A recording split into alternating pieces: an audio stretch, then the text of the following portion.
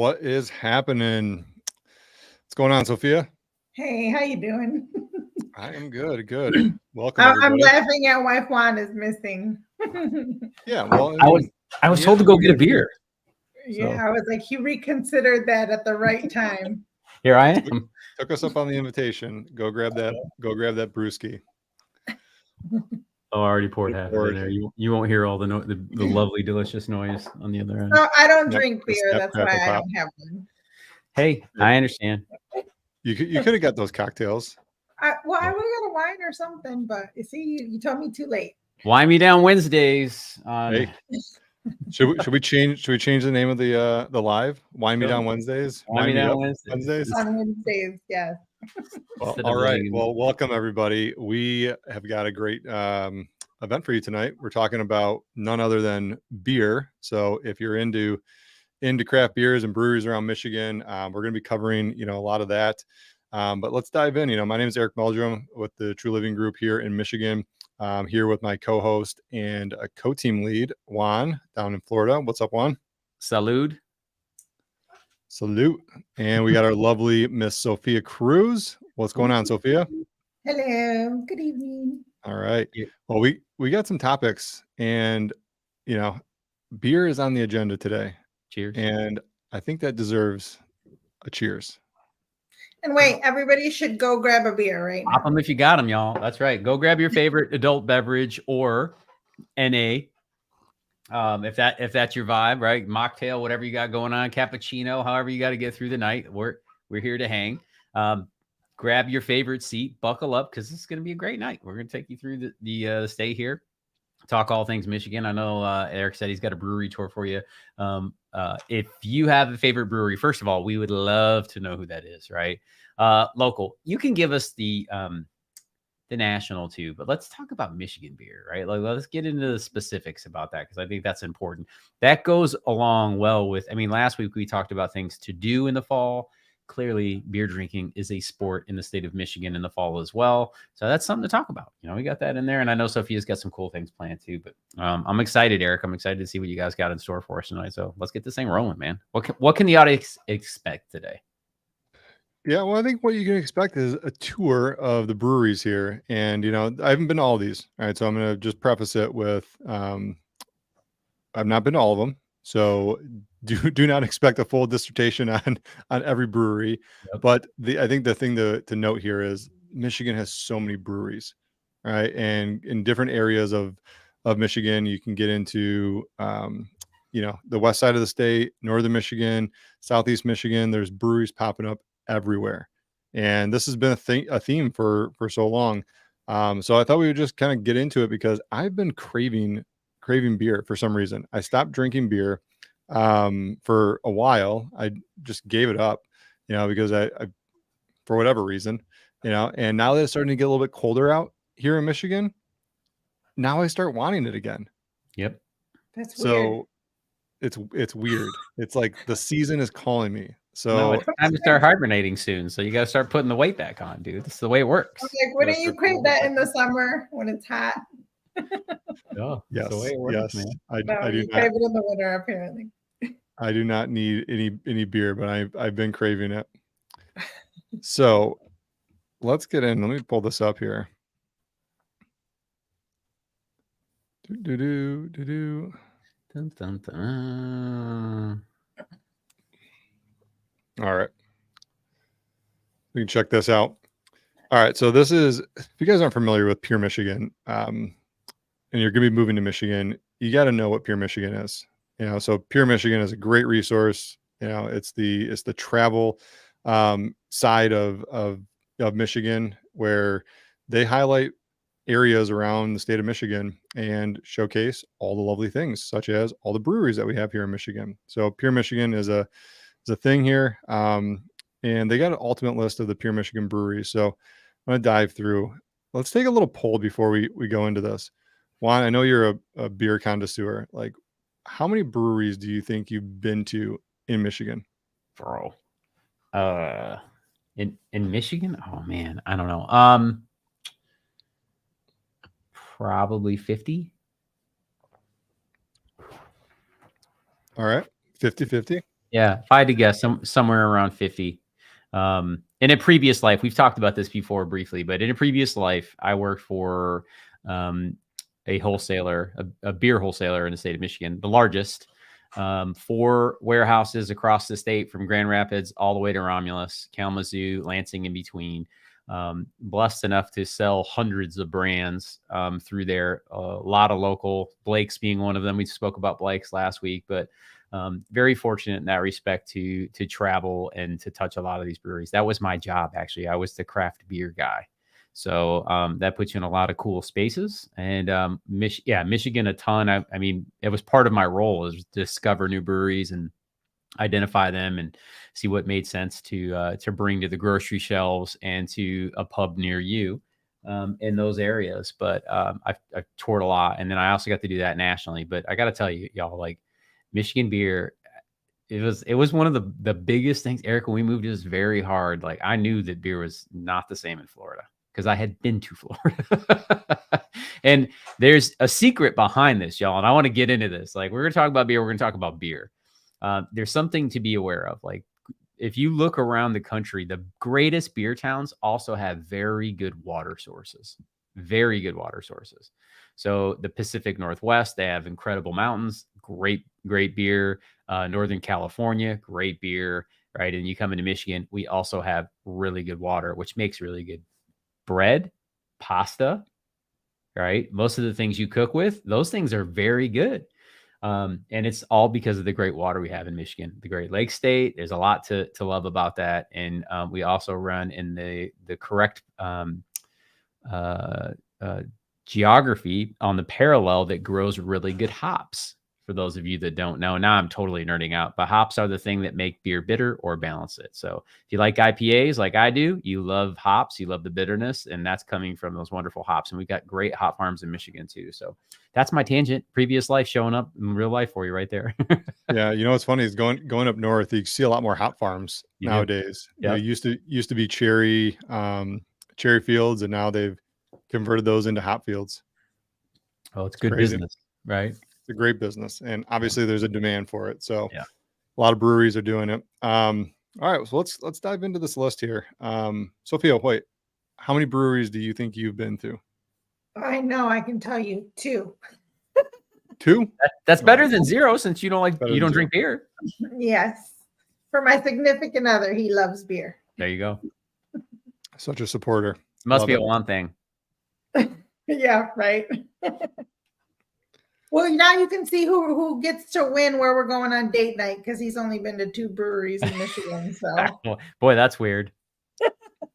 now we need to ask him how many wine places he's been to. All of them. You can count them on all his extremities, I'm sure. Have you done the wine tour up north? I haven't. No, you Sure, mentioned that you've that's where you proposed, right, on that wine tour. Yep, that's a great one. Yeah. No, yeah, I need to do that. I'm going to drag him on that now. Good. Well, this list is broken down into the Upper Peninsula and the Lower Peninsula. Keweenaw Yeah. Keweenaw Brewery. All right, Keweenaw Brewery. They got some good ones. It's right next to Quaminen. Yeah, In that's the up in right. That is up in the UP. All these are up in the UP. A few of these I haven't even really heard of. I've never Alpha heard of it. Michigan Brewery. Have you had anything from there? No, I haven't heard of that one. Brookside Brewery. Mm-mm. Now everyone's had Black Rocks. Yep. Black Rocks IPA is probably one of the best IPAs I've had from the UP. That's interesting. Well, from the UP. All right, give that caveat. That's good. Okay. Yeah, I'm here give for that that. From the UP. I'm here for that. That's a good one. Yep. Ordock Brewing Company. Nope. Don't think I've had anything from there. I'm a troll, bro. We don't go into the UP on purpose. I know. I looked at a lot of these, and you know what's funny is, let me see, Upper Hand. Yep, here it is. Mm-hmm. So Upper Hand Brewery. I just found this one out.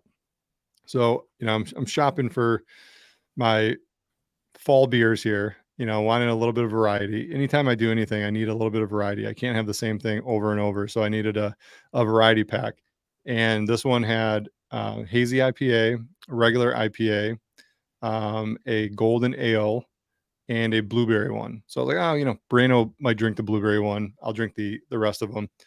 And so I get home, crack them open, and I noticed that one of the cans, and I brought it here. So I noticed that one of the cans, this is the Upper Hand Brewery that focuses in. Move your eyes. Your eyes are in the shot. That's why. There There we you go. go. There you go. Product shot. Yeah. All right. So Upper Hand. So they actually have a label on this. This is a sticker, and breweries do that from time to time, and it's not uncommon to see, the stickers on there. And it really kind of looked like they were reusing somebody else's can, which I thought was interesting. I'm like, oh man, this brewery must be really kind of hokey pokey. They're taking somebody else's cans, wrapping them with their labels and reusing them. Well, I'm a sticker peeler. Okay. So if you don't know that about me, I peel stickers. Like I'll peel stickers and just fidget with them. And so I peeled this one, and lo and behold, underneath this, I'll peel it for you guys here. So I'm getting there, and I'm like, okay, yeah, there's some like emblems under there you can kind of see. And I'm like, man, they're again hokey pokey, man. They use somebody else's can. Like that's so. Anyways, fast forward, and this is a whole entire message about how I discovered their secret, because I'm a sticker peeler, right? and they call it out, which is so. I just thought this was freaking unbelievable. When I pulled this off, I ran over to Brian. I'm like, you're never going to believe this. You're absolutely never going to believe this. So they have the message, and it says, congratulations, you've discovered our secret. We weren't sure if anybody would actually take the time to peel off our label, but you did. Maybe it was due to boredom. Maybe it was because you've had a couple upper hands and you were feeling a little adventurous, or whatever the reason. We just wanted to say thank you, even if you did just cost yourself 10 cents. We'd like to reward you for being a sticker peeler. Here's a QR code is on here, and then it takes you to their swag store, and you get 25% off. Nice. It's the best sales letter ever. Dude, it was unbelievable. Like that's awesome. When you find something like that, and I've been peeling stickers my whole entire life, never found anything as cool as that. Drink your Ovaltine for you. So Eric was waiting for the drink your Ovaltine. Little Orphan Annie message behind there, and he actually got rewarded with come spend. I love their angle there. I'm a sucker for a great sales letter, right? So it is a sales letter behind there where you can save 25% by spending money. I love it. It's great. Yeah, it was unbelievable. Did you order your shirt already? That was the Upper Hand. What's that? Did you order your shirt already? I did not order the shirt yet. So they didn't technically get me to spend money. It's not about but getting. I'm a huge fan. They made an offer. It's great. I like it too. I would buy it just because that's a very cool thing they did. I'm returning the favor. I'm giving him a shout out on the channel here. If you're a sticker peeler, go find some Upper Hands. And if you're looking for a good hazy or IPA, try an Upper Hand. You might like it. Upper Hand. Get the Upper Hand. All right. A lot of the other ones are smaller. That's the unique thing about this. Like, a lot of these guys don't ship anywhere either.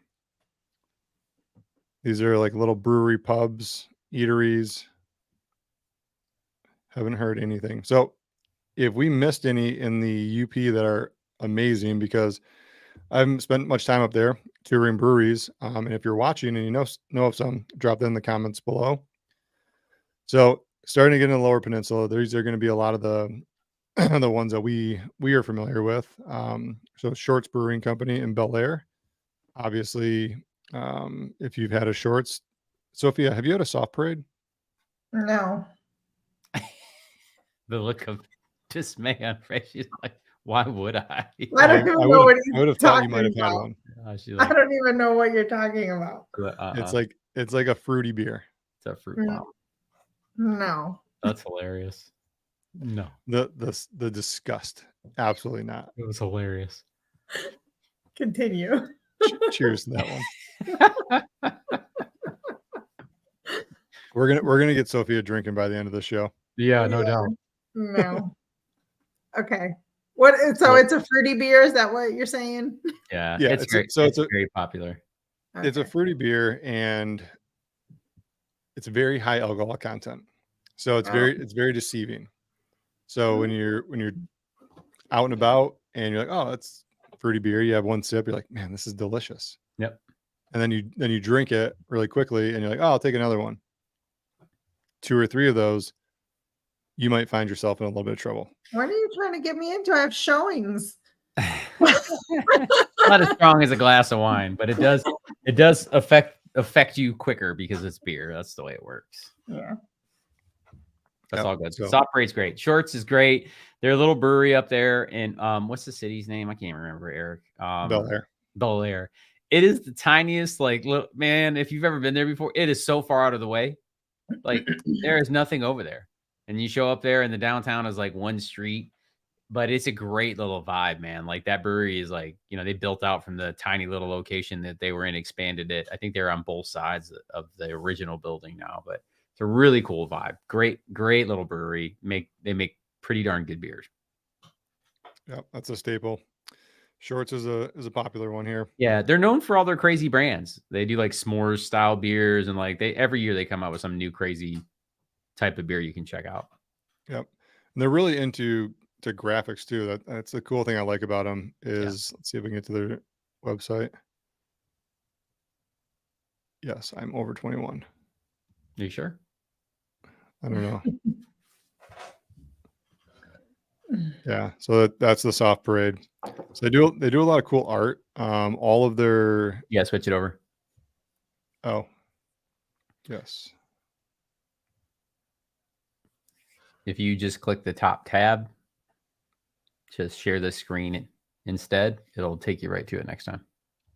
Learning. Juan's usually on command Okay. control. Handed it over. Hooma Loompa-licious. Yep. So like I said, they do a lot of like artsy stuff on their labels, on their cases. That's cute. Space Rock, that's a good one. It's a light one. I haven't had that one yet. Bel Air Brown is like the one that they originally came out known for. There's the original brewery right there. Yeah, and they've expanded into Elk Rapids. Yep. Dramatically expanded. Yeah, so that's cool. So we got those guys. And then what else we got? Right Brain, Traverse City. Yeah, Right Brain's good. They got good food there too. They do. Russ is the man, by the way.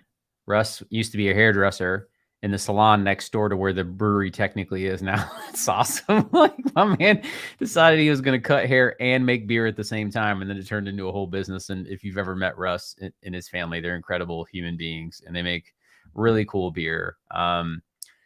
They're known for a beer where they put bacon in it, and they also have a pie hole series that they do in the winter. They got like a cherry pie hole and an apple pie hole. They literally put Traverse City cherry pies into the beer, and they brew it. Of course, why wouldn't you? You're in Traverse City. That's what you do. Yep. You put cherries in everything. That's just rite of passage. Yeah, but they put the whole pie in there. That's why it's called cherry pie hole, right? So it's really cool, and they've got some great beers. They've done a really good job over the years. I'm a big fan of Russ and his family just in general, but great brewery. Go check it out. They're not far away from like a ski resort up north. I'm trying to think of Sugarloaf, maybe. Can't remember what ski resort that is up there. Oh, sure. Yeah, Sugarloaf's up there, but it's been closed down for years and years and years. That's decades. not the one then. That's not the one. We went skiing. We were right by there and went and hung out with those guys for the night. It's a really cool brewery too. So it's a great spot. Go ahead, bro. Sorry to interrupt. No, you're good. Got Storm Cloud Brewing Company in Frankfurt. That's a little smaller one. Beards Brewery in Petoskey. A lot of these are little boutique ones, like Right Brain. Sheboygan Brewing Company. That's actually kind of a medium-sized one. And they made some waves there for a minute. Yeah. I'm actually kind of a fan of their beers. They had the Blood Orange. That was like their most popular beer down by us.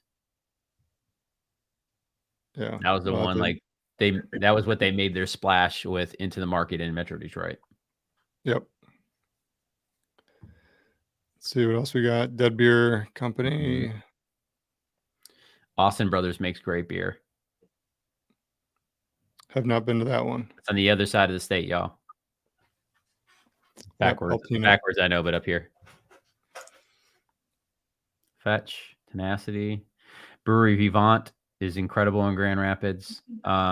They that brewery itself is like in an old chapel, and they make sour style beers. It's incredible. Obviously, there's Founders, the big name.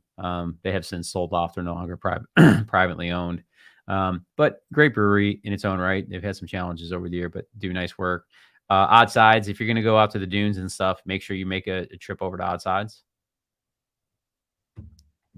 Who did Founders sell to?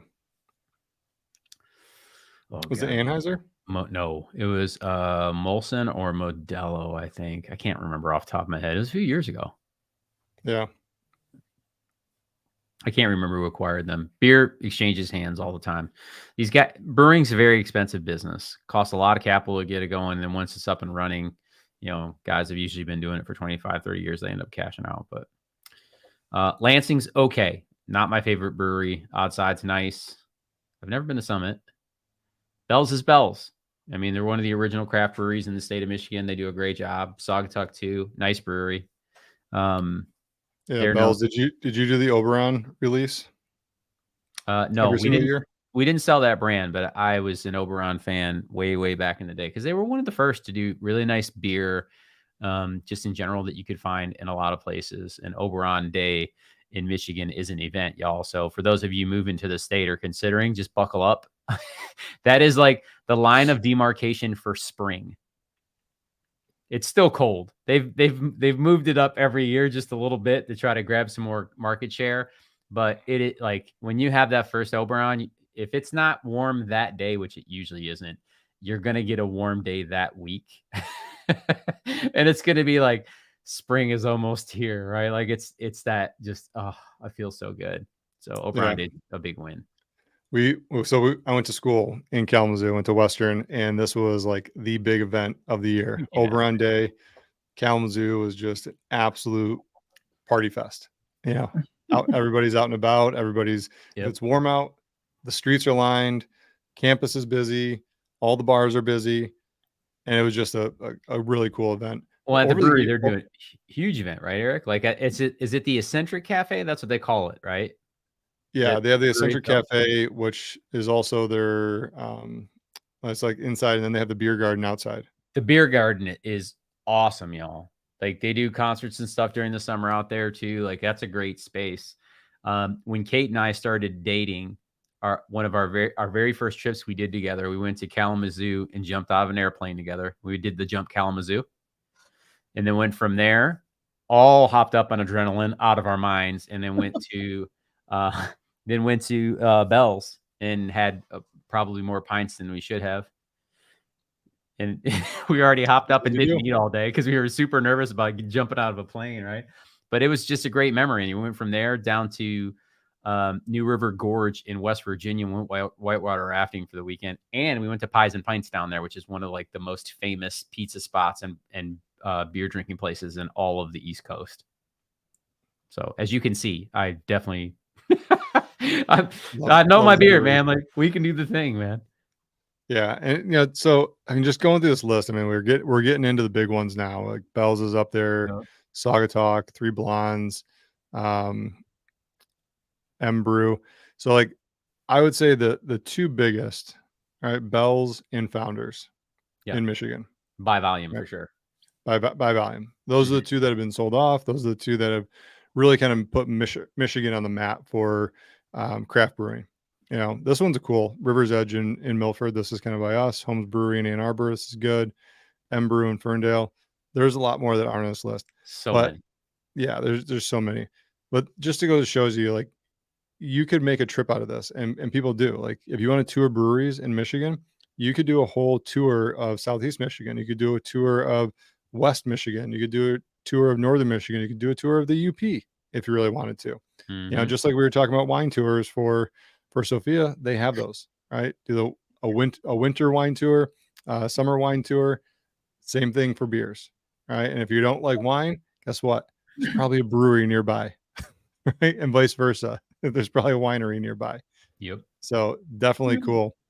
Let's switch gears here because Sophia, you had some things coming up in the October timeframe here. And what's in October?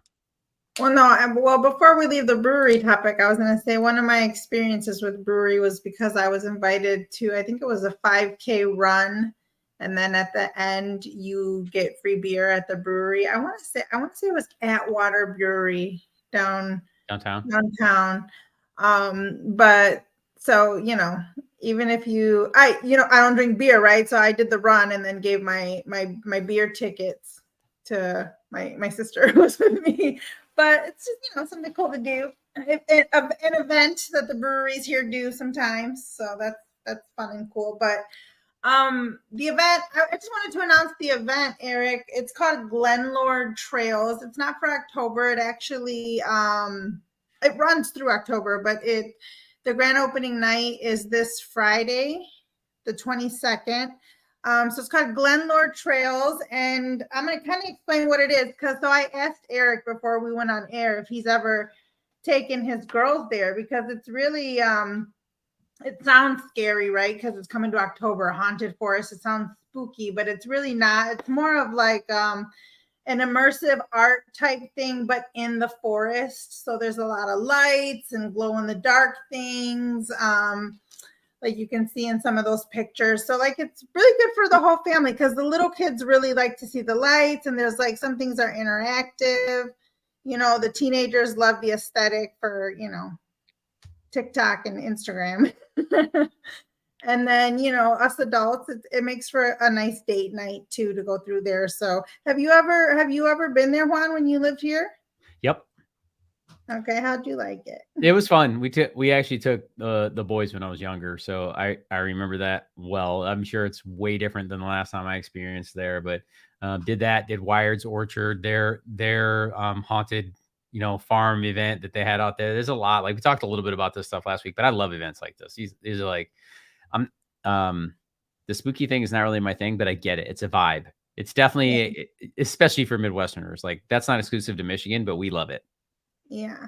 And I mean, for Michigan, it's like we need to use the weather, right? This is one of the fall things that we do is, do the Halloween fall thing, the corn mazes, the spooky things. But like I was telling Eric, it's not really spooky, because he's like, I don't know, the girls might get scared. It's not really a spooky vibe. It's just called that because of the season. I've just been scarred, a 5 and a 7-year-old, and what I don't think is spooky, they will find the one thing that's like, nope, not gonna do that, and then it just ruins the whole entire thing. So we're I'm just walking on eggshells. All right, just at that point with a 5 and 7-year-old where they're coming into their own. Right, they're getting their personalities. They're starting to see what they like and don't like. I've been told that the teenage years are going to get worse with everything, but I feel like they're pretty vocal about that stuff right now. Yeah, it's kind of crazy. Well, I think they would enjoy it. Yeah, it's pretty fun. It's in Commerce Township, I think. On the website that I gave you, I think it kind of shows ticket. Everything's on the main page. Like it's really easy to find out the information for it. You got the ticket pricing, and below there's like a calendar where you can purchase tickets. So just something I wanted to remind people of out there, and those who are moving here, who want some fun ideas to do during the fall weather. Yep. And there's going to be a ton more. I mean, we talked about it last week, but we got pumpkin patches, apple orchards, hay rides coming up. They do, a lot of the places do something similar to this, where you can do like a haunted hay ride. Yep. So they have the haunted hay rides that are coming up. So definitely check it out. We'll put some links in this in the show notes here, so you guys can go check those out. Yeah. But this is cool. I honestly never even knew this one, because I thought this was just a very, very spooky one. Yeah, everything looks spooky to me. I was like, you're the one that's going to be scared, not the girls. Oh, that's hilarious. I probably am. I don't like scary movies. I used to like scary movies around like Halloween. The older I got, the more I hated them. The dumber they got. I think it was the Saw movies that really did me in. Yeah, those are pretty bad. They got really just like, they were just not good. Yeah. Cheesy. Like Michael Myers, Freddy Krueger, like those guys, I grew up, watching them. That was Halloween to us. Yeah. Right. And then as soon as Saw came out, I think what year did that come out? Like 90, was it early 2000s or like 99? I think late 90s, early 2000s, because right around the time of Scream 2, right? Like that's not Scream 2 isn't like Scream also is what I meant to say. Yeah, somewhere around that time. Oh, that's a good point, Eric. 2004. Yeah. Okay. So that makes sense. I was just graduated high school. Those came out. I was done with scary movies. Like, dude, that is way too much. Like they're taking a turn for the worse here. Yeah. And they I have love them. scarier. I bring that vibe here. I love Halloween. I love fall. I love pumpkins. I love scary movies. I love to go to the haunted attractions here. Pumpkin spice? No, I'm not really a pumpkin spice. I'm more of a chai. That's awesome. You can do chai all year round, right? Yeah, exactly. Well, hey, we'd love to know where you guys are watching from. Thank you first and foremost. And for those of you tuning in late, welcome to Living in Michigan Live. We're excited to have everybody on. We started tonight talking about breweries. So if that's your thing, go back and check out Eric's list. It's fantastic. If that is not your thing, Sophia was just dropping the Carnival on us. Some pretty cool haunted tours you can check out as well. And I'm sure we're going to get a lot more of that as we go on. I got something to talk about there in a second. But we'd love to know where you're watching from. What is your favorite brewery? That's a question that Eric asked earlier. He asked another question about, what are your favorite haunts, those types of things. And we're excited. We love to be interactive here. So don't hesitate to ask a question or leave a comment, just like our boy Prodigy just did here. Prodigy said, what is up? I know you jumped in that. He said, what's up, guys? I'm interested in moving to Detroit from Los Angeles. What is up, Prodigy? That's exciting. Feels like Detroit is a hidden gem and no one really talks about it. You're right. And that's why we're here. A lot of growth and development that draws me to Michigan. Yeah, man. Well, it's going to be an adjustment from a weather perspective. We don't ever hide that. We always talk about that. But some people love the change of seasons and the seasonality that you get by moving to the state. So I completely understand that. He also says job market is a concern. Well, I mean, let's be real. Y'all, like the UAW is striking as we speak. So like, it's going to affect something. We don't know what that looks like yet, Prodigy. So thanks for reaching out and bringing that to our attention. We love that. And he also says he loves watching True Live in Michigan. So we love you too, man. Shout out. Thank you. Shout out. We're happy to do that. Happy to shout you out. So on this topic, we'll get in the UAW a little bit more, but I wanted to follow up with this topic here, Eric, because she dropped it on here. And I didn't even think about this, but I'm going to have to reach out to my friends.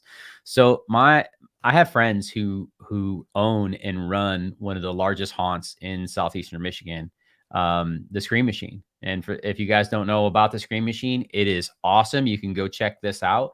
Their website is thescreammachine.com. All right. So there's Scream Machines all over the country. So if you just start Googling, it'll pop up everywhere. But if you type in Scream Machine Michigan in Google, it'll bring you to it. But it is thescreammachine.com. You can check that out. I'll put that in the chat too for y'all. They just moved locations and now they're in this huge building that gave them twice the size that they had before, which is fantastic. And this is a really, really good haunt.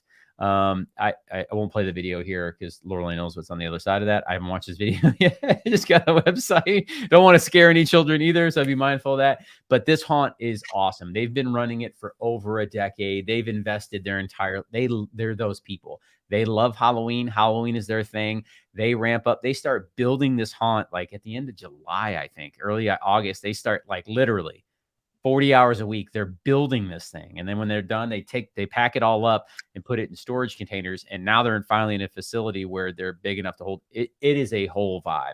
So go check it out. They get very popular towards Halloween. Obviously they stay open a little bit longer. Weekends are going to be a little bit more expensive, but right now it looks like you can get tickets on the weekends for about $25 to $27. And it gets more expensive as we get into it. And the peak pricing on Halloween looks like it's $33 a ticket. So definitely go check that out. I'll see if I can connect with these guys, maybe get them to give us a little preview or have a conversation regarding this, but definitely worth going to check out. So that's the Scream Machine. It's in Northline in Taylor. Let me see if they got a map here. Yeah. Oh yeah. Cool.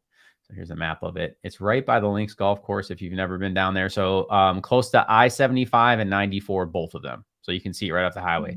It's pretty conveniently located between the two of them there. So if you're headed from The Detroit area, you can pop on 75, hop off on North Line or Eureka, head straight over. And then if you're coming from the west, that area near Ann Arbor, Ypsilanti, you can just jump on 94 and take that over as well. So pretty conveniently located. You can go check that out. But really cool. Go check out the Scream Machine. You will not be disappointed. Big fan of those guys. That's the stuff I'm scared of. Oh, I'm not going in there. I'm going there. Like, no, thank you. I would, but my wife would be losing her mind within 14 seconds. So I would be miserable the entire time. So that doesn't sound like a fun to me. Right. No, we had this little trunk or treat thing at the kids' school, and the dad's club puts this kind of like a horseshoe thing together where it's a pavilion and they just enclose it, right? And it's just you walk in, go around and walk out. And this was supposed to be kid friendly, by the way. Like there's first grade kindergartners there, first grade, second grade. I went in and I thought I was gonna have a seizure, like strobe light everywhere. I walked in, I'm like, I don't think I can go much further. And this sound machine was screaming bloody murder. Right. Kids are screaming, laughing. I'm like, I think I'm going to have an aneurysm. Like, I need to get out of here. He said the kids were screaming and laughing. They were having a good time. For those of you wondering, yes, Eric is a ninny baby. He is afraid of scary things. If anybody wasn't picking that up, but he is a bulldog when it comes to negotiating contracts. I just want to make sure everybody's clear on that. I'm not scared of that. I want to make sure we're dead clear on that because this man is a bulldog when it comes to contracts. So I love it. That's hilarious, dude. Some people just aren't into scary things. My wife's the same way. She will not she won't watch a scary movie. So I don't watch scary movies because who's going to sit on the couch for 2.5 hours and have their wife in a different room? That's how you end up sleeping on the couch. I like my bed. That's fact. Right. I like my bed. So I haven't seen a real good scary movie in like a decade. And I would watch them, but they did get bad, Eric. You're right. It's good. I tried to watch the new It like 3 or 4 times. She's like, you turn that on. We're done. She's like, that was the last movie that I was like, remember being scared. I was in high school. The Insidious movies? Those are good. Yeah, those are good. Those are good too. But the It movie, I was still in high school when that series came out because it came out on regular television, I think, right? Oh, you guys were too young, I remember. Yeah. Well, they used to play the Halloween movies leading up to Halloween. That's true. Right? You remember the countdowns? Yeah. It came out as a big deal. I remember he was on the cover of the TV Guide, and someone told me when I was a kid that it was a true story. So like I was a real small kid and my parents were out for the night. I was old enough to be home alone and I watched the It movie all by myself and I was terrified because I thought he was real. You never went near a sewer ever again, did you? No. And clowns are just scary. Scary clowns. They just ruined you for life with the clowns. What was it that he lingered out of the sewer? It was like a balloon or a lollipop? A red balloon. Red balloon. Okay. I thought it was like a red lollipop. See, I didn't want to trauma from that. Red balloon. The other thing was so red, man. Hiya, Georgie. Yeah, exactly. There's a whole thing about that. I'm on my own until Tuesday, so I'm probably going to sneak that in because I have not seen a good scary movie in a while. So that's good. Shout out to It. I have not seen the new one. I would like to see it. Hopefully, it's good. Get on that. Well, that's what you should watch then. Yeah. Let's get into some news. We talked briefly, just briefly about the UAW, and boy, oh boy. Okay, so here we go. Buckle up. And I'm not going to get into the politics of it on this channel. My grandmother worked for General Motors. She worked at the Willow Run plant, and my grandfather worked at Ford at the Dearborn assembly plant. So we were a house divided to begin with. When you turn 16 or 17, the whole family watched to see what side you chose. It's a very dangerous time of life. That's all I remember. What car are you going to come home with? What grandparent are you upsetting? That is basically how it went down. It was almost like being in a house of Michigan State. I was going to say, which by the way, if you're like born and raised in Michigan, that's a story for all of us. Like my dad was Ford, my mom's side is GM. Yes. And you do not deviate from the plan, right? If you that's how You want to get blacklisted as a family member, you buy a foreign automobile. That's how it was living in Detroit. Now things have changed through the years for sure. People have become much more accustomed to the idea of people buying foreign automobiles, but hey, it's still a rite of passage in a lot of households there. So I'm just sharing this with you right now because I'm bringing it to you, right? Like I am a product of that environment, but here we are, right? For the UAW has made a decision that they don't feel like that their pay is adequate or balanced. And I'm not here to argue for or against. I have my own opinions, but I'm not gonna push politics on anybody.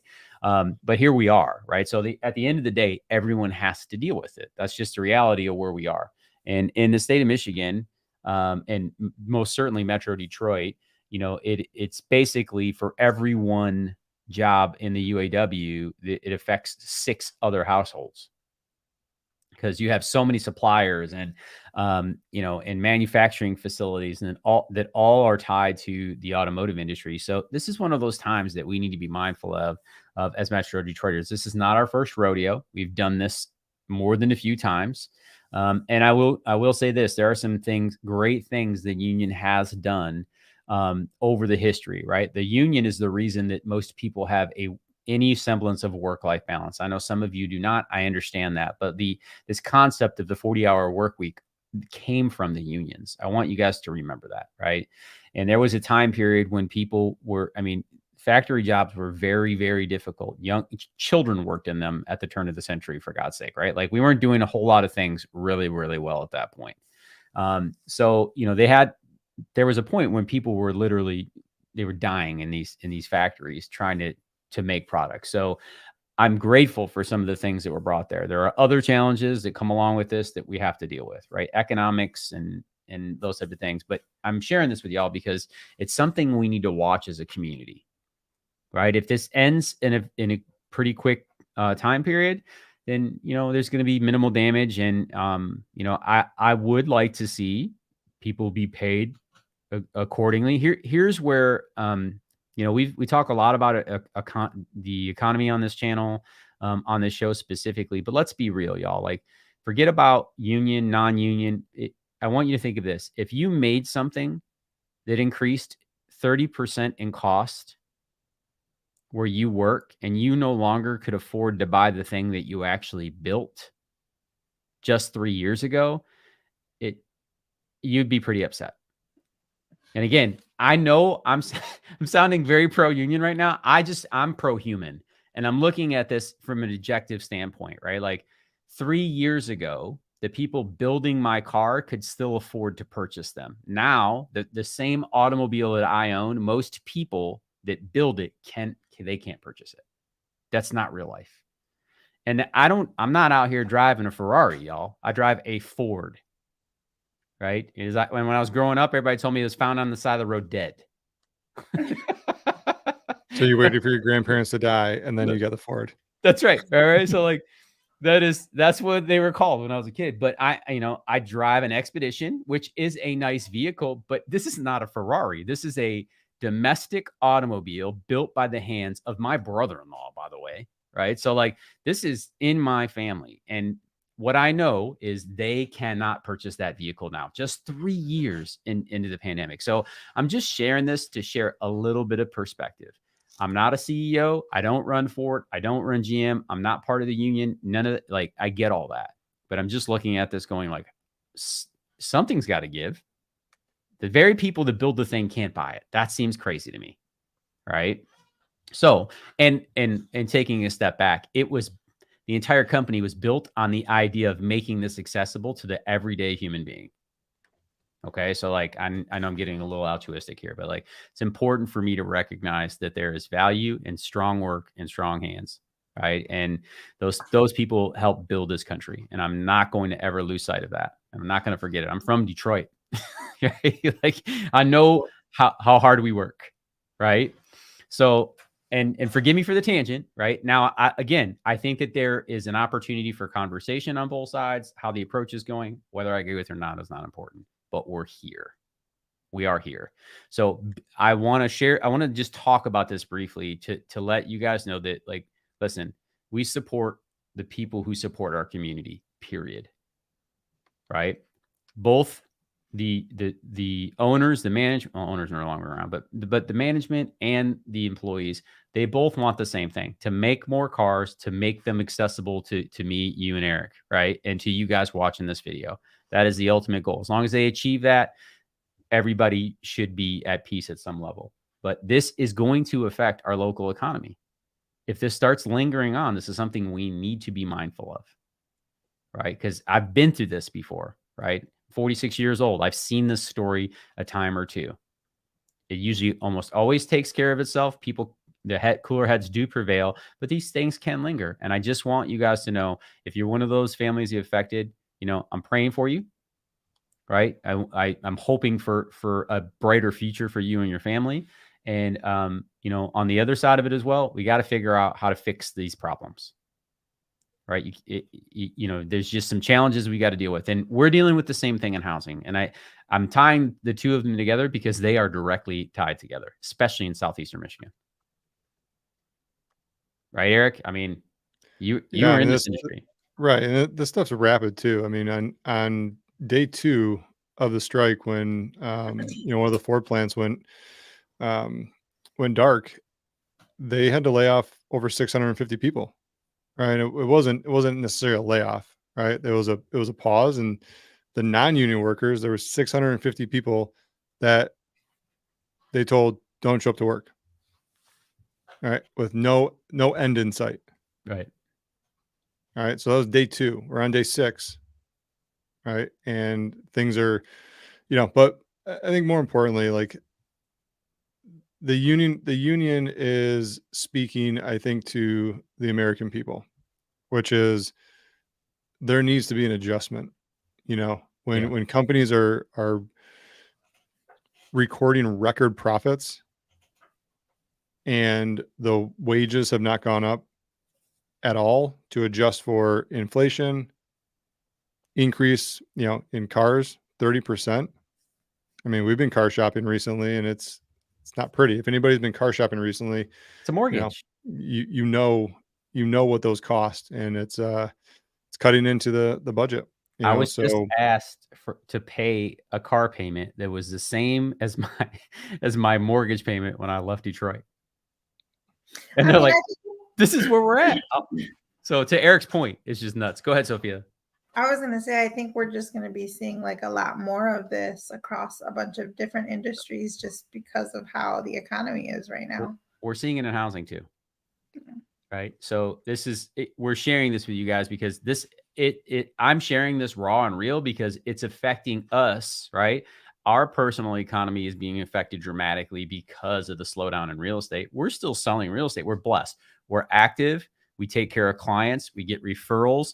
We love serving people just like you who are watching and asked to relocate. Like, we're blessed. We've done the work that we put ourselves in position. But make no mistake, real estate sales as in general are down 30%, just like auto sales are down 30%. It's affecting everyone. Yeah, right. Which has caused, 60,000 agents to get out of the business. Mm-hmm. Right. And that's kind of what's happening here in auto land, right? There's a lot of people that, like, hey, if we're not going to get the wage increase that we can get, we're going to have to go look elsewhere. Yeah. All right. We're going to have to start looking at alternative industries, to go make a living, because we're not getting it here. And that's really what the start of this strike is. Right. I mean, that song with Oliver Anthony, you guys know that one? Yeah. Richmond, north of Richmond. Yep. Sophia, you gotta watch. You gotta listen to it. She's under a rock. Don't mind her. Yeah. So many people clamored onto that song because of exactly what's happening right now with the union strike, right? The things that everybody's feeling, but nobody's saying, right? Yeah. Everybody's squeezed.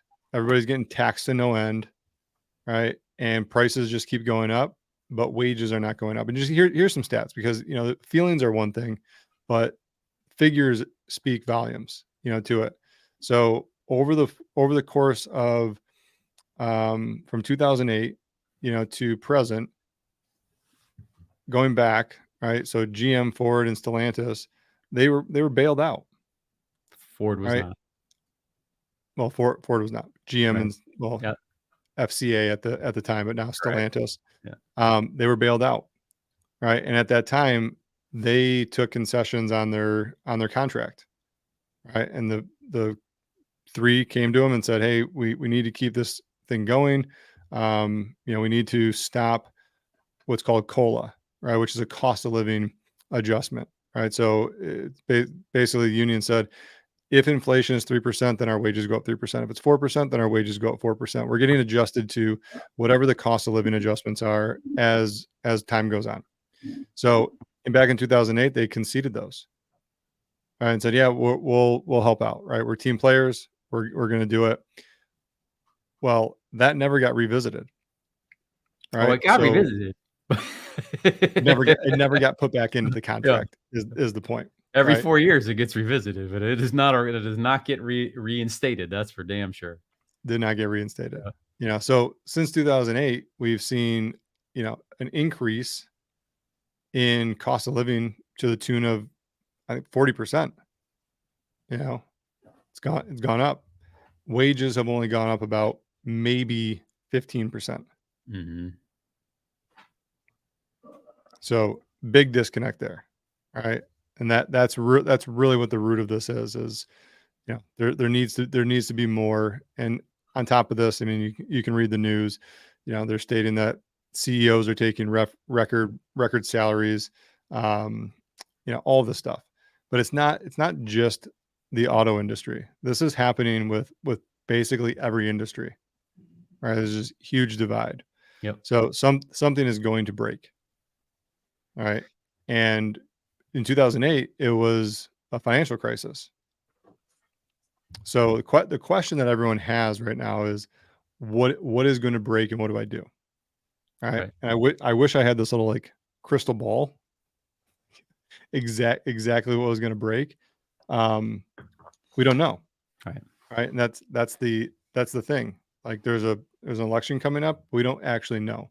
So, but you start looking at more data, in your specific, like you start asking, should I buy a house now? Right? That's a big question, right? Like, Juan, what are you telling people when they ask, should I buy a house right now?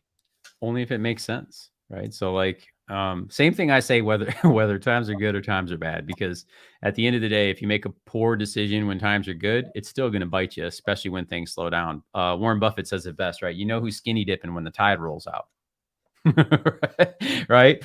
That's a great quote by Warren Buffett that I really appreciate. The man's brilliant. We talked last week about real wages and those types of things, but y'all, you can't make a bad buy in any market and expect to survive it. It's just not the way it works. Ultimately, it'll catch up with you. Moving is it. There's more than this, but the two obvious ones are you either have to or you get to, right? And here's where the market's really being hit right now. The get to moves. A lot of people aren't, they want to move, but they're just not in a position to do it, right? Affordability has become an issue. The median single family home, depending on if you're trying to live in one of the nicer suburbs of Detroit, the western suburbs, y'all, you see these numbers. Well, Detroit's only $200,000 on average. That's not true, right? You can find a $200,000 property in Metro Detroit, but not to live in A+ school communities. Doesn't work that way, right? If you want to do that, you're moving to areas like Ann Arbor and Brighton, where Eric lives, and in Northville and Novi, Plymouth, Royal Oak, these areas here that are $400,000, $500,000, $600,000 on average. And right now, at the daily rate in the mortgage close 7.3. Eric, I don't know what. We look it up real quick. 7.3. So if you've got a good credit score, you're getting a 7.75, 7.5 on a $500,000 mortgage. That is almost $4,000 if you put down 10% a month. And that's before utilities, right? So there's some sick. What's the number? What does it say? 737. Is that what it says? Yep. 733. And that, again, that's if you got an 805. Right. And 805 credit score, right? Or 780, whatever the number is above that. You got to have really dialed in finances to get those types of numbers, y'all. So these are big numbers. Eric, go to Google mortgage calculator and just run a scenario, right? On a 450. Because I think that's a fair, price point in terms of the Metro Detroit area of good suburbs, right? And again, good is subjective. So I'm just going to say this: someplace where crime is low and schools are good. You insert whatever city you want. I'm going to leave the city name out because I have to legally. All right. But if you want to live in one of those communities, you're spending at least $400,000 in today's market. Is that fair, Sophia? You run around with clients every day. Is that fair, Eric? Yeah, this is actually one of my favorite things to do with buyers right now, because these numbers. Do 10% down, because that's what the average is. 10%, y'all. Some of you are going to put 20% or more. Others are only going to do 3.5% on an FHA, which is really going to be a challenge, right? But they have a conventional mortgage on here. Is that we have it set up? Because they are different.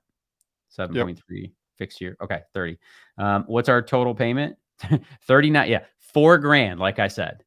Right. And what's the insurance? 17. You're not paying $1,750 on a $450,000 property. Oh, you got it at 500. 1750 a year. Yeah, I mean that's probably right. The property taxes are probably pretty low. These are probably going to be like $8,000 or $9,000. Yep. So again, it's $4,000 payment. Right. So we're just sharing perspective. And this is the thing. People are like, most people don't make that. I know people think that, but that's not true. The people who can afford these houses, they absolutely can afford these houses. This is not abnormal to Eric, myself, and Sophia.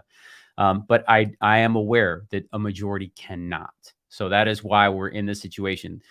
Even if they can afford the payments, they don't have the down payment. Right. Or if they have the down payment, they can't afford the payment. Right. They could afford the payment last year. And we see this in new construction all the time right now, where somebody had they had a contract to build a home 10, 12, 14 months ago, right, on a semi-custom property, and their interest rate was 5.1 or 4.96. And now it's come due, and you don't lock in those rates, y'all.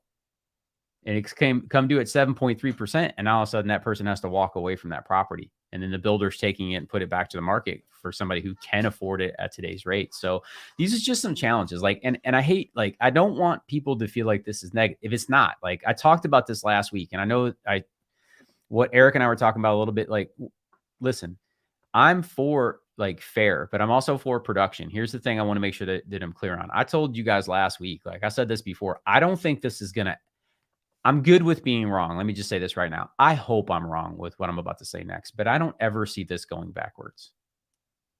Right? Name one time outside of gasoline that you saw service, like gasoline prices have gone up and down, but name me one time you've ever seen service prices or product prices essentially go backwards. Why would they, when we're already paying it, when they already know that we're paying it? Right? Gasoline will do that because they, it's a commodity. They can work through the system that way. But like, we talked about this before. My haircut has never gotten cheaper. Never, not one time. It's only cost me more every single year. To send the kids to soccer has only cost more every single year. To send the kids to the things that you and I do on a daily basis. That's why they talk about inflation coming down for who? It ain't coming down for me. It ain't coming down for you. Right? So here we are. And I said this last week, dude, if you work a job and they're only paying you so much, you're either going to live in that or you need to find a way out, whether that's a hustle, right? I'm not a huge proponent of going and spending a whole bunch of money on debt to get a quote unquote upgrade in a degree, because people are telling you that hasn't worked. So again, I'm not against education. I am a huge fan of education. However, I'm not a huge fan of going into debt to go get a degree so you can find out that job is not going to pay you what you want. Right. And again, I'm not beating up on jobs, but here's what I know.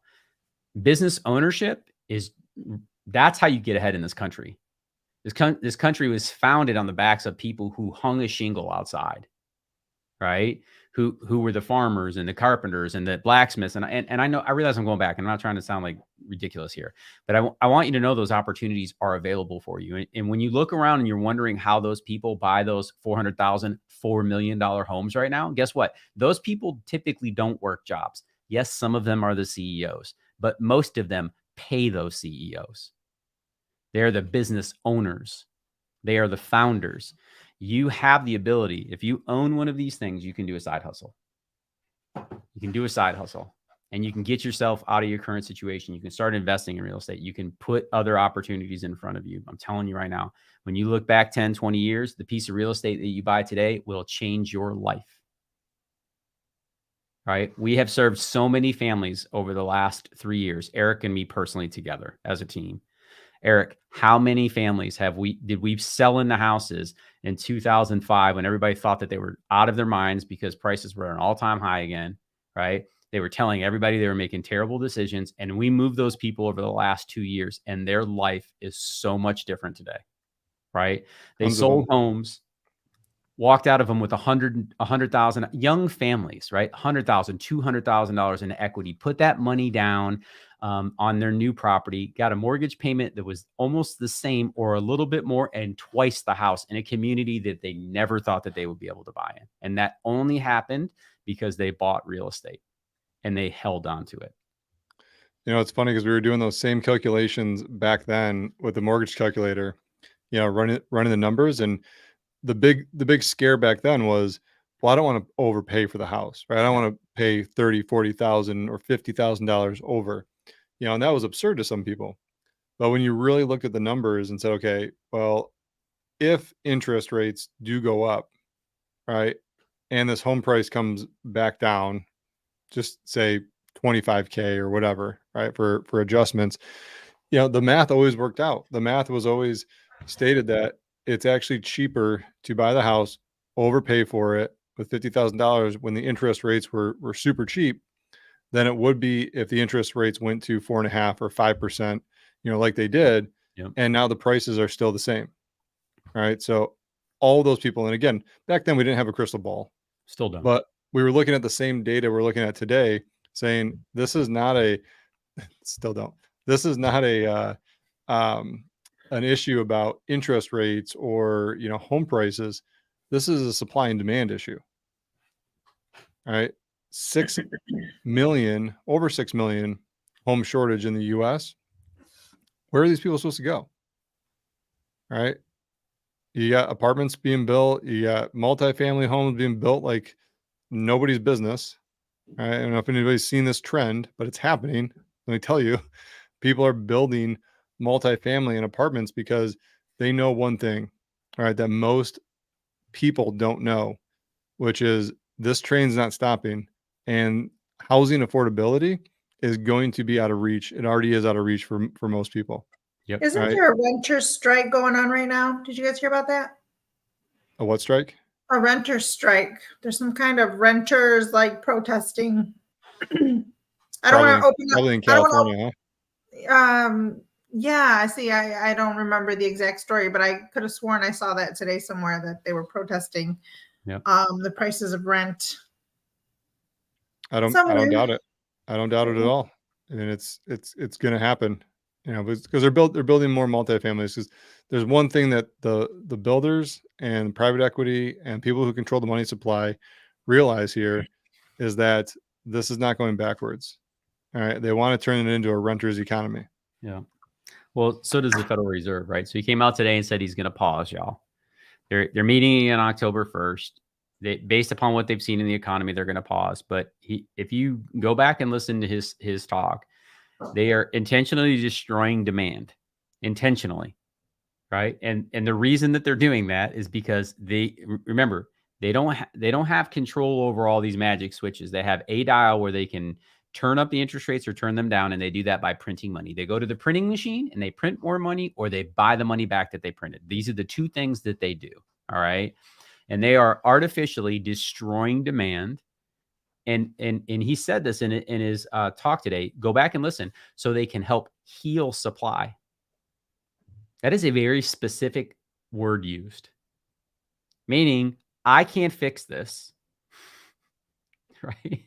We can't help you out of this housing situation, because housing is a huge part of the CPI versus the core inflation. So for those of you who don't know, they use several different things, but core inflation is one of the things that they use, and they remove, pesky little things like housing, groceries, and gasoline, energy, the things that you and I use. And then they use a consumer pricing index on the other side, which is gasoline, housing, or fuel, housing, and groceries.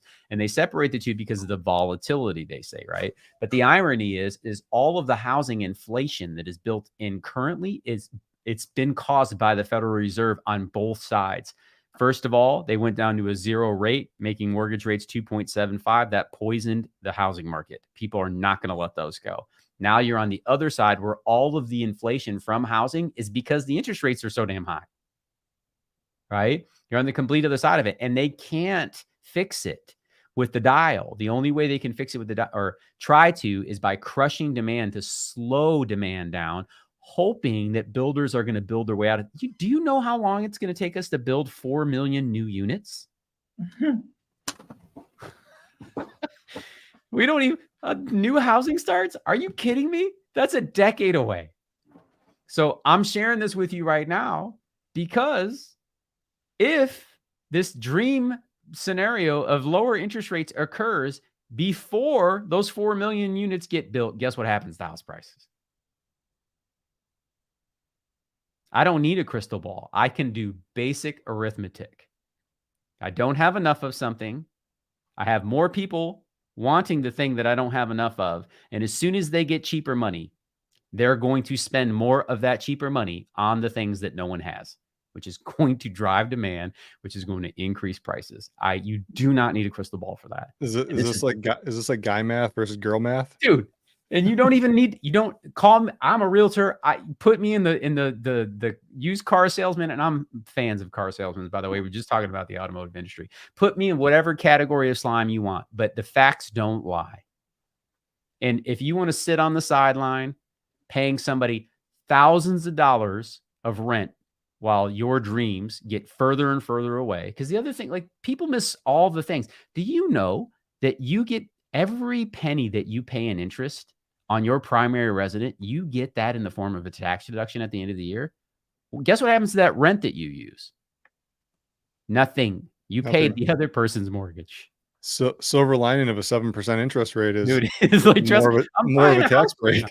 Yeah, Eric, you guys know I'm buying a house. The formula Eric just ran is my life.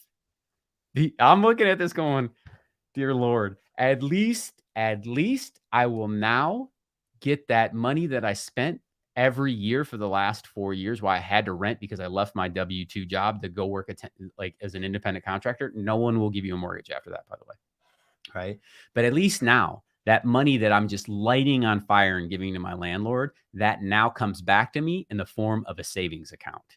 I'm going to get that as a write-off every year. You know, like, I don't care if prices go down. I can afford my mortgage, and I'm going to get that back in the form of an interest deduction. Welcome to home ownership. Yeah, there's so many different benefits, and we're just talking about primary residence too.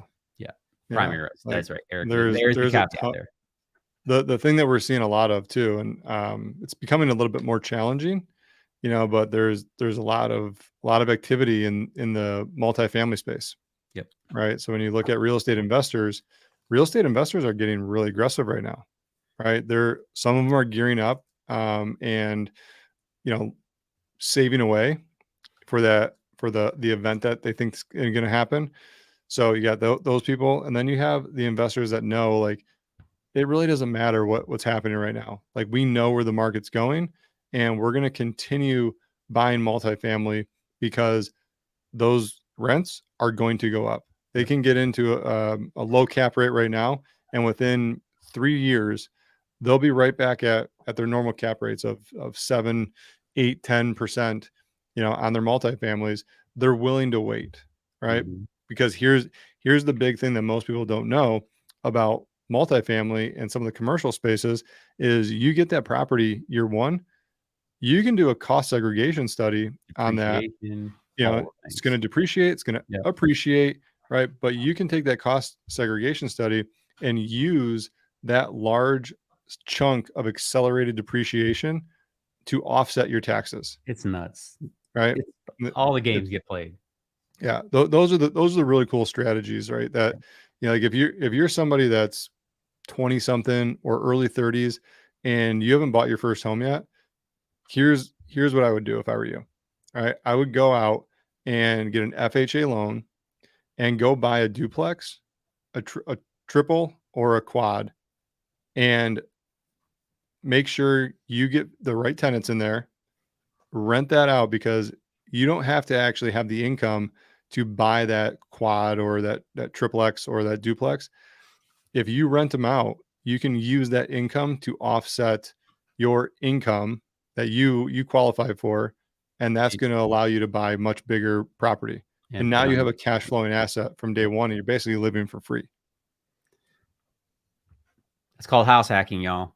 Good plan. Yeah, that's the way to go. I'm gonna show this one chart, and then we're gonna get out of here because I know we're running a little bit long, but we got hot and heated on this because there's a lot going on in the marketplace. It's just one of those very interesting times to be here. Listen, y'all, I will buy everything I can get my hands on right now. Everything. I don't care what the interest rate is because I've seen what happens to real estate over 10 years, 20 years, 30 years, 40 years, 50 years. All right. It's nonstop. I got a post I want to share with you guys too here in a second. And maybe you can find it online, Eric. It was a post from Michelle Meinhardt today, but she gave a perspective on where prices have been. And I'm going to get into this really quick because it was 100% spot on. It might have been on TikTok or Instagram, just as an example, but it talked about what prices are going to be if the same thing happens over the next 40 years, what the prices of gasoline are going to be and how your house is going to be. It's bananas. You see if you can find that. But I'm going to talk about this chart here really quick. So I pulled up the Novi housing market just as an example, because Novi is really well situated in that western suburb that we were talking about of Metro Detroit, right? So at the corner of 275 and I-96. So that's where a lot of, automotive workers and engineers and the people that we serve have moved out to. Canton, Plymouth, Northville, Novi, Farmington Hills, Brighton, these communities are where people move. So I put up this chart here and I'm going to show you guys real quick, but Novi is a great example, right? In a market where people told you the real estate market was going to be down 6.5% this year, Novi in single family homes is up 7.1% on the year. That's insane when you think about that, right? Now, as we look down, I pulled in, you can see these down below. Let me pull up a chart for you guys really quick. Down here, we got Novi, Brighton, Plymouth, and Royal Oak. And you can see them color-coded at the top. But as an example, Novi's up 7.1% year to date. Brighton is down 8.6%. And that's the city of Brighton. There's not very many houses. Next month, that could be up 11% because they sold 12 houses as opposed to 10. It's going to get weird. Just stay focused on that. Again, data, you need to really look into that. Plymouth, Michigan, another really good community we're talking about. They're just down, barely down at 0.18. You can see this on the chart above. And then Royal Oak is up 14.5% essentially year to date. So as we kind of dig in a little bit, just get a little bit closer here, you can see the up and downs. And this is based upon sales volume, y'all. This is really where this boils down to. If you have a lighter sales volume month, it's going to affect that number more dramatically. But like you're always trying to do is look where it was and where it's going. Right? Where are things trending? Well, supply is trending down dramatically. So is demand. There's no doubt. Both of those are down. But the supply of houses is so far down. A serious correction anytime soon is not likely. It is going to be very difficult to have that happen in this marketplace. So just keep your eye on this. All right. Did you find that post, Eric, or no? No, I'm not seeing it on her any of her socials. Forgive me on that. I'll track it down somewhere. I know we had it somewhere. But in the meanwhile, let's start wrapping this thing up, and I'll find this post for you guys. Eric, any final words for the audience today? No, I mean, we talk a lot about real estate, things going on. If you guys do have questions, we're an open book. Feel free to reach out. Like Juan said, big question is now a good time to buy a house? If you're ready, right? We know people move for various reasons. One of those things is relocation. So if you're coming here for any of the jobs in the automotive market, and not the UAW right now, but still we get a lot of people moving here into Ann Arbor, the Metro Detroit area. Feel free to reach out. We'd love to talk to you. Facts. And I found what I was looking for, so I'm going to pull that up right now. One last share with y'all. Do this real quick. Hopefully I can stay on the screen, but I'm going to read this to you because it might be a little bit difficult to read. It says, if the last 40 years repeats itself in 2063, now I know that's a ways, but I just want you guys to think through this. In 2063, we'll see these prices. New car is going to cost $136,000. The average rent's going to be $9,200. A gallon of gas is $13.39. A home price is going to be $1.83 million. That's always nice. Forgive me. Don't know how to pause it here. And then the average salary will only be $103,000 with all of that. Hidden tax. Let's go. Now, I need to verify that. I'm just letting you guys know. I did not work through those numbers. But let's take a look back at the last 40 years. Is that likely that is what you're going to see? The answer is probably yes. Mm-hmm. Right. So again, if this is a market that does make sense to you, right, or you know that you want to own a home and you are invested, you plan on living there 5 to 10 years, now is of course a good time to buy. You may be able to refinance in the future. We're never going to make those promises. I don't know where interest rates are going to be, and neither does Eric, neither does Sophia. Right. But you can't buy a home that you can't afford. This is not 2008. They don't hand those mortgages out anymore. Eric's daughter's getting involved in the program tonight. It's bedtime, right? So with that, I want to say, if you guys have questions, feel free to reach out to the team. We are here to serve. All of our contact information is listed down below. Sophia, thank you so much for your contribution this evening as well, and for serving our clients. She's been great. She had a killer week, 2 closings on Friday, out serving clients, getting contracts. I love it. Super proud of you. Thank you for what you do. It was an awesome weekend. Where did you go have wine? Because I know you didn't go have beer. No, I didn't have time for wine. No. That's awesome. Anything else, Eric? Kids are ready for bed. Yeah. It's bedtime. All right, y'all. With that, we leave you. Have a great evening. Thanks for joining us for another episode of Living in Michigan. Any questions or comments, please feel free to put those in the chat.